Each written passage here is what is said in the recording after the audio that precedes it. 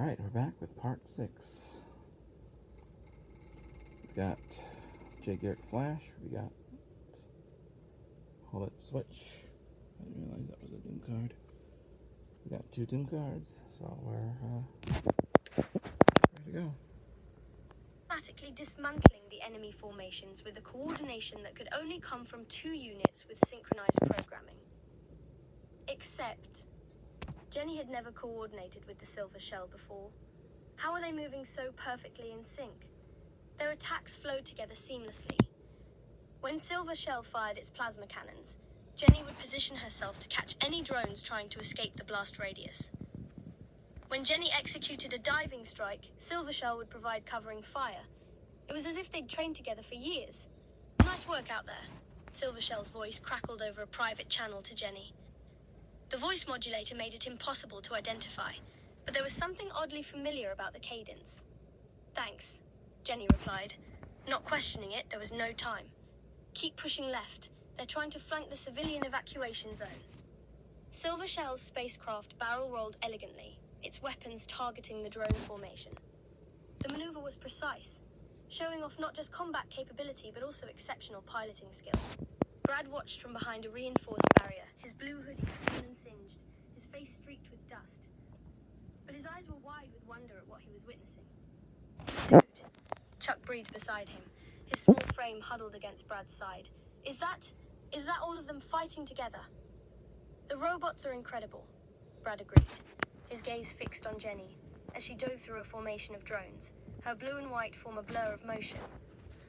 But I've never seen the Silver Shell move like that. Sheldon should have been observing from the safety zone that had been established for civilians. Should have been.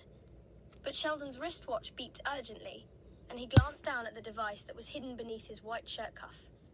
His careful expression shifted into determination.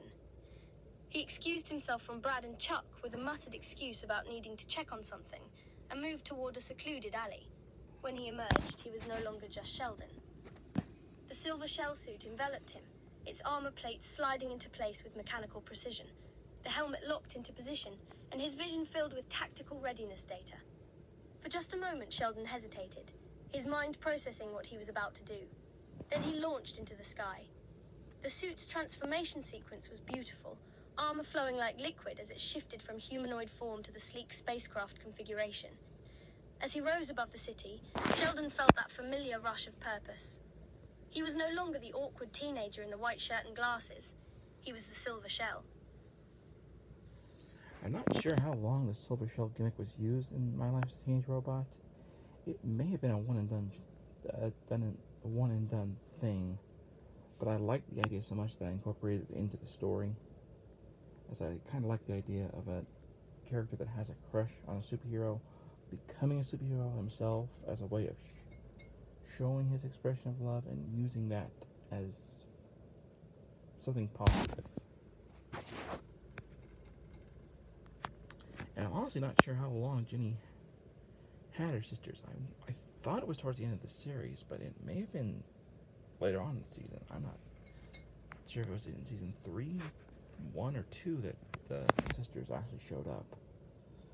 Maybe someone else who knows more about the series will let me know in the comments below when XJs 1 through 6 show up, and how big of an impact they actually have on the series. I only remember them showing up in like 2 episodes.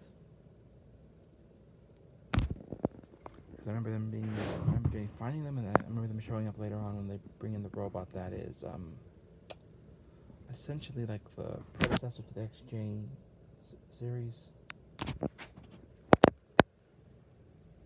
And Jenny was down there, fighting without knowing that her genius friend was fighting beside her, protecting her, helping her save the city. The irony wasn't lost on him.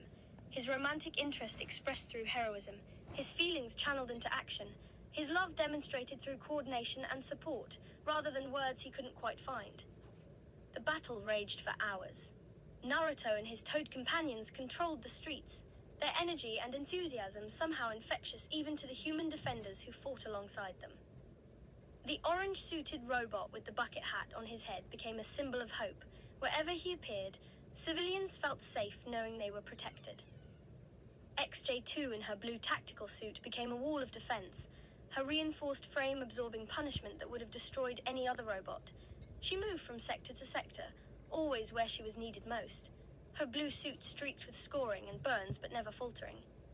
XJ-1, in her pearl-white armor, coordinated the overall defense with military precision, her command voice steady and clear as she directed her sisters through the chaos. Battlebot Omega-1 continued its elegant dance of destruction, its purple chassis becoming a beacon of hope as it protected entire city blocks. Shinji, in his purple uniform with the green beret, stood at the center of it all, his calm demeanor somehow carrying through even as he commanded a giant robot in the midst of an invasion. And the Silver Shell, sleek and mysterious, worked in perfect synchronization with Jenny. Their movements became legendary in those few hours. Drones would flee at the sight of them. I got the idea for having this version of Shinji having a remote-controlled robot from two things. Robot Alchemic Drive, which is a video game I've heard of but never played, where you don't control the robot, but you actually have to have eyesight and remotely control it. And then Frankenstein Jr., which is where Buzz Conroy has like a remote-controlled radar ring for Frankenstein Jr. So I figured it'd be an interesting change of pace for where Shinji doesn't get in the robot but just mentally controls it. I thought it was a nice change of pace to this version of Shinji, where he still has the robot, but he doesn't have to get in the robot. And that's always a big thing in the original Shinji. And basically an Ultraman, who, in my opinion, is probably like the ultimate Japanese hero, I thought was kind of a nice change of pace. And it still shows that the young version of the mother was very influenced on anime and everything else. Knowing that coordinated opposition meant only one outcome, destruction. Jenny noticed it, of course. Her senses were too good not to. The Silver Shell was moving exactly like someone she knew, someone she'd been studying without meaning to. The piloting style, the weapon deployment pattern, the way the suit favored certain movement vectors, it all pointed to someone specific. But she didn't have time to process it. There was a battle to win. The final wave came at sunset. A massive mothership descended through the clouds, its weapons charging for what looked like would be a city-destroying strike. Nexus's signal flooded every frequency, her distorted laugh echoing across Tremorton. "You cannot win," Nexus's voice crackled. "You are obsolete, all of you. I will erase this city and everything in it." For a moment there was silence. Then Naruto's voice cut through the static. "No!" he shouted, his blue suit blazing with electrical energy so intense it lit up entire city blocks. "You're wrong. We've got friends. We've got family. And we're going to protect this city." His whisker markings glowed so brightly they were visible even from miles away. Shinji raised his hand, and Battlebot Omega-1 answered the call. The purple and orange mecha stood to its full height, its shoulders spreading, revealing hidden weapon systems that had never been deployed. "Fire," Shinji commanded calmly, his green beret somehow perfectly in place, even as the robot unleashed its full arsenal. Brilliant laser fire erupted from Battlebot's chest, shoulders, and arms, a coordinated barrage that painted the sky with orange light. The energy beams struck the descending mothership simultaneously, precise and devastating. Jenny and the Silver Shell coordinated their attack perfectly.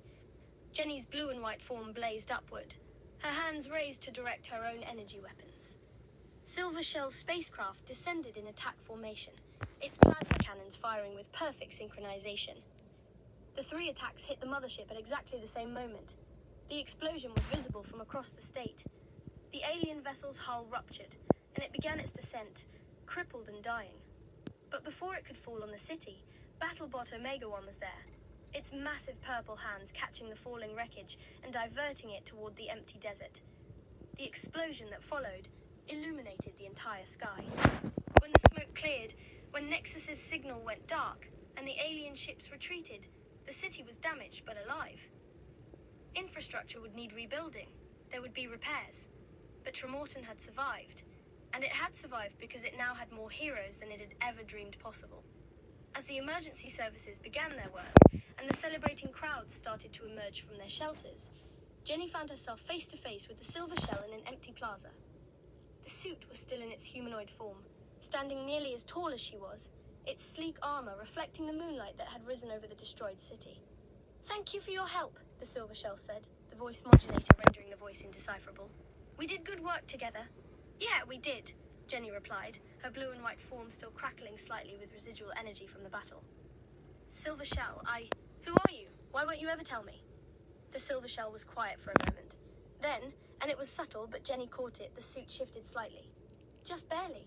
Just enough that the hand movements underneath were visible for a fraction of a second. Those were Sheldon's hands. She recognized the precise, careful movements. Her optical sensors brightened with sudden realization. "Sheldon," she started. "Maybe one day," the Silver Shell interrupted gently. "But not today. Today you need to be with your family." And with that, the Silver Shell suit transformed into its spacecraft configuration, launching into the sky. The angular UFO left trails of light as it disappeared into the clouds, heading back toward wherever Sheldon kept his suit hidden. Jenny wanted to chase after it to confirm what she'd just realized, but XJ7 grabbed her arm. "Come on. Naruto and Shinji are waiting.